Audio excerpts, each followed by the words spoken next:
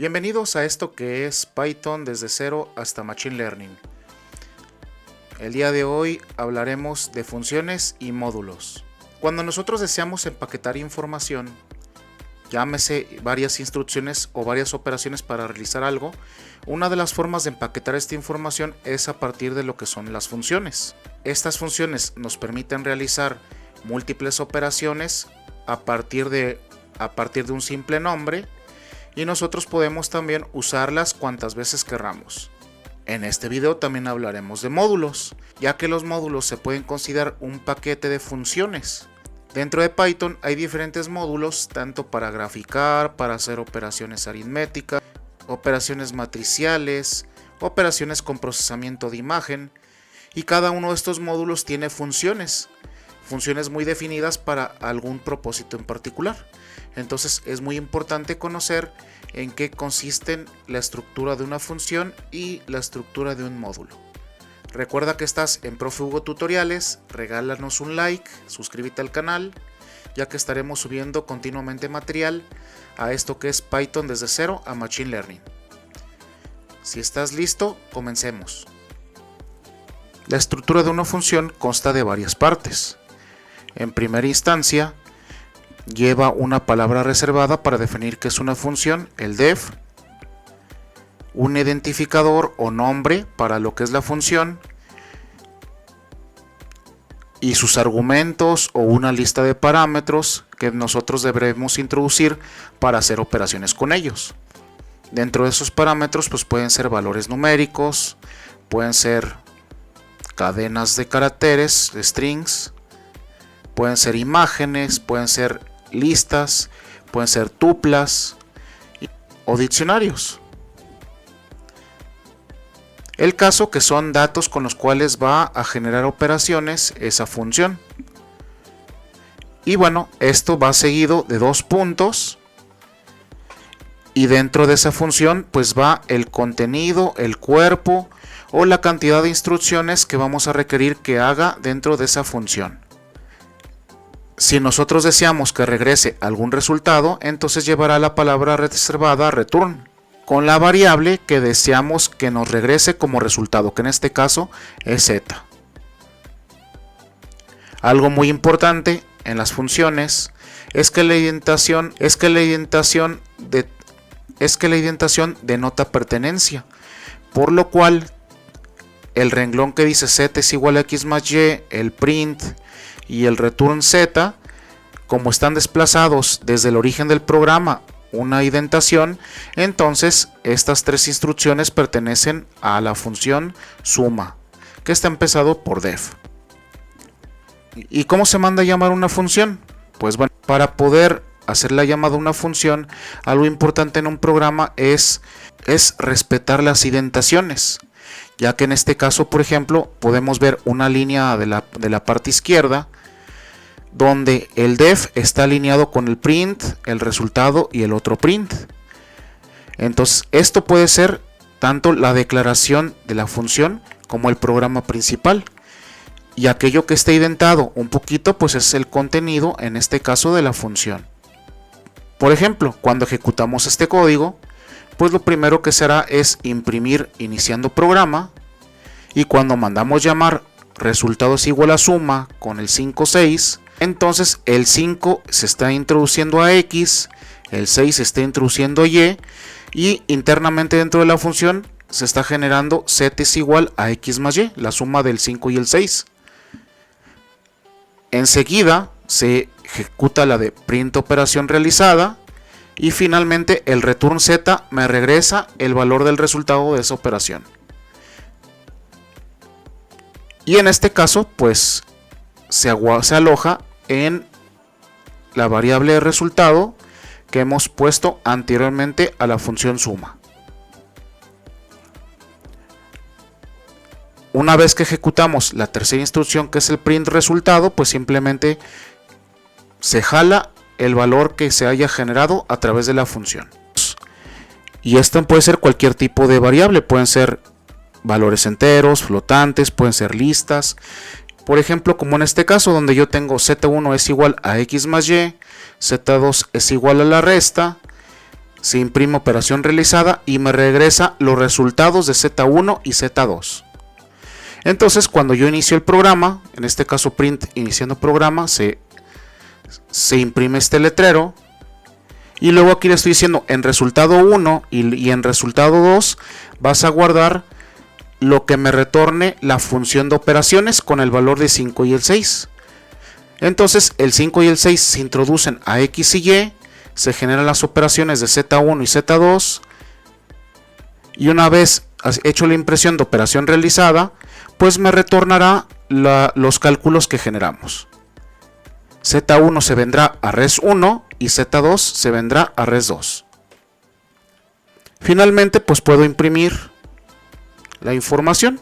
Por ejemplo, en este caso que estoy imprimiendo suma, un string, luego el valor del resultado 1, luego resta como string y resultado 2. Entonces pues esto me produce algo como se ve en la terminal. Algo muy importante entre las funciones y el programa principal es cómo se genera la transferencia de datos entre la función y el programa. Y esto es muy importante porque, por ejemplo, en este caso, la primera instrucción que me marca el programa principal es x igual a 20.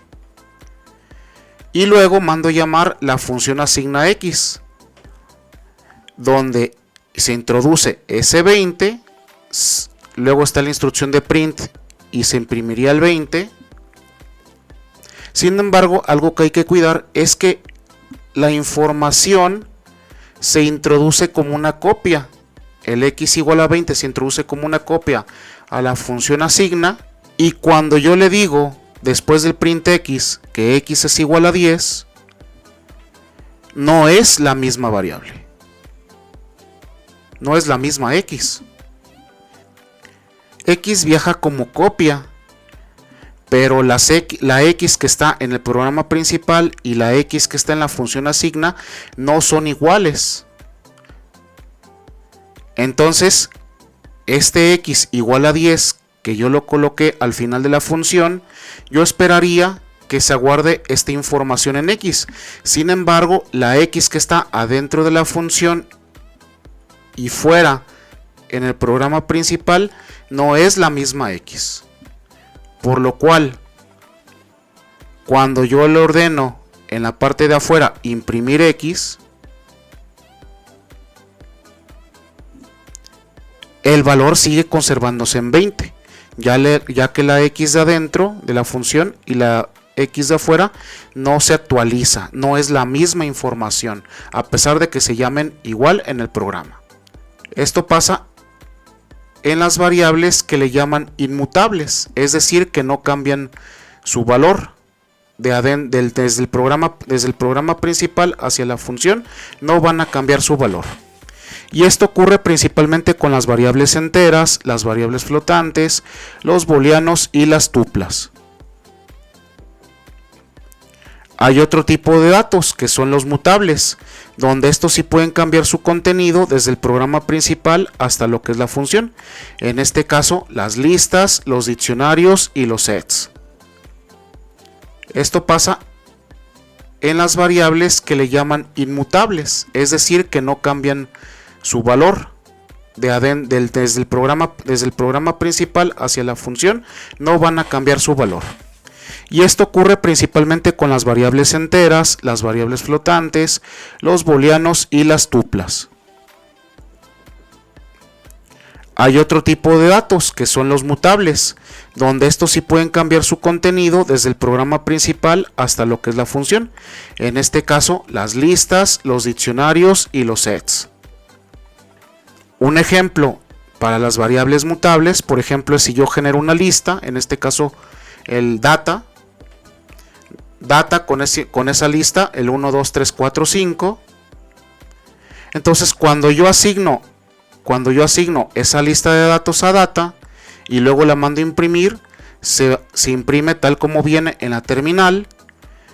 Pero cuando yo mando llamar la función suma data viaja hacia vector. Sí va a cambiar el contenido desde la parte externa hasta la parte interna. Entonces, cuando yo le pido internamente a la función, por ejemplo en este caso que está vector, aquella información que estás en la posición 1, ponle -1. Entonces, a pesar de que se llaman diferente las variables en la función como en la parte externa, que es el programa principal, la información de data sí va a cambiar. Entonces, cuando yo lo mando volver a imprimir, resulta que la información sí ha cambiado. Este tipo de efecto solamente pasa en aquellas variables que se llaman mutables. Una forma de evitar este problema en las variables inmutables, que son las que no cambian, pues es a través de lo que le llamamos variables compartidas. Hay que compartir la información a través de variables globales. Entonces, si yo a cada función le asigno el parámetro de global a la variable que me interesa, que sí cambie, en este caso y, pues entonces ahora sí aplicaría que todas las y son iguales, independientemente de donde esté la función e independientemente del programa principal. Entonces, cuando yo mando llamar la función asigna le da un valor de y igual a 10. Si luego yo mando llamar la función duplica, donde también está compartida la información, y le digo y es igual a 2 por y ya valía 10, entonces ahí va a tomar el valor de 20. Y finalmente, cuando mando llamar la instrucción print y, pues resulta que ahora sí cambió. Por otra parte, otro concepto muy común en programación de Python son los módulos. Uno de los más comunes es matplotlib.pyplot, el cual tiene un conjunto de instrucciones que nos ayudan a graficar valores. Sin embargo, cuando yo le pongo importar a matplotlib.pyplot, le estoy diciendo que importe todo el contenido de un archivo que trae funciones para poderlos usar directamente en Python. Sin embargo, cuando yo importo los módulos, pues a lo mejor puede pasar que estén como estas, que traen un módulo, pueden tener submódulos, y también normalmente se usa lo que es un alias. El uso del alias nos evita el tener que escribir todo el nombre del módulo completo. Si nosotros no usamos un alias, entonces pasaría algo como esto: importo matplotlib.pyplot, yo tendría que ejecutarlo con todo el nombre del módulo y submódulo, y al final punto la función que requiero mandar llamar. Otra forma de importar funciones es utilizando el identificador from, ya que yo le puedo decir de lo que es mi archivo matplotlib submódulo pyplot, impórtame específicamente la función plot. Esto me permitiría hacer algo como lo que se muestra en la pantalla, simplemente usar el plot de forma directa. Algunos ejemplos de importaciones son los que se muestran en pantalla, como import matplotlib.pyplot as plt para lo que es la importación de las funciones de gráficos. También podemos importar módulos de TextInter, que principalmente nos ayudan a generar interfaces de usuario. Importar también funciones de NumPy, donde NumPy se encarga tanto de cálculos matriciales como vectoriales. Otro módulo muy común es el de CB2, que nos ayuda principalmente a resolver problemas que tienen que ver con imágenes, procesamiento de imágenes. Y finalmente, pues también yo puedo generar módulos propios, como en este caso. Calculadora no es exactamente un módulo reconocido por Python, y pudo haber sido hecho a través de un usuario. Entonces, Este módulo propio simplemente es un archivo de Python donde están contenidos y definidas las funciones que voy a poder usar. Y si estoy usando el from, es que solamente en este caso yo estaría importando la función suma del módulo calculadora. Otra forma de usar el from es decirle import asterisco, que esto implica la importación de todas las funciones que se encuentren dentro del módulo calculadora. Entonces yo puedo hacer llamada a una función en específico o puedo importar todas las funciones de un módulo en particular. Si yo quisiera generar un módulo propio, porque también Python no los permite, yo pudiera generar en este caso, por ejemplo, dos archivos. Un archivo que se llama module.py, donde yo puedo declarar las funciones de usuario o las funciones que yo voy a ir generando, y el main, que a lo mejor es tu programa principal y que te va a permitir usar operaciones comunes como mandar, llamar funciones de módulos en específico. Pero bueno, aquí el punto importante es que para poder hacer módulos propios es necesario que tanto el módulo como el programa principal estén en la misma carpeta. Por ejemplo, en este caso, en module.py yo pudiera definir mi operación suma y mi operación resta, y a partir del programa principal yo le puedo decir, por ejemplo, impórtame desde module, impórtame la función suma. Si hago esto, a pesar de que son archivos independientes, entonces cuando yo mando llamar la función suma, en este caso para a igual a 5 y b es igual a 6, suma es extraído del módulo llamado module, generando la operación que yo le pedí y regresándome un resultado nuevamente al main. Entonces, cuando yo introduje el 5 y el 6 a suma, se hace internamente la operación, arroja el resultado en result y pues yo ya lo puedo usar para imprimir y que me dé el resultado total. Si te ha gustado este video, no se te olvide suscribirte al canal, regalarnos un like y darle clic a la campanita. Recuerda que si le das clic a la campanita, esto le permite a YouTube avisarte cada vez que subimos nuevo material al canal. Recuerda que esto es Profe Hugo Tutoriales. Nos vemos en una próxima entrega de Python desde cero a Machine Learning. Hasta la próxima.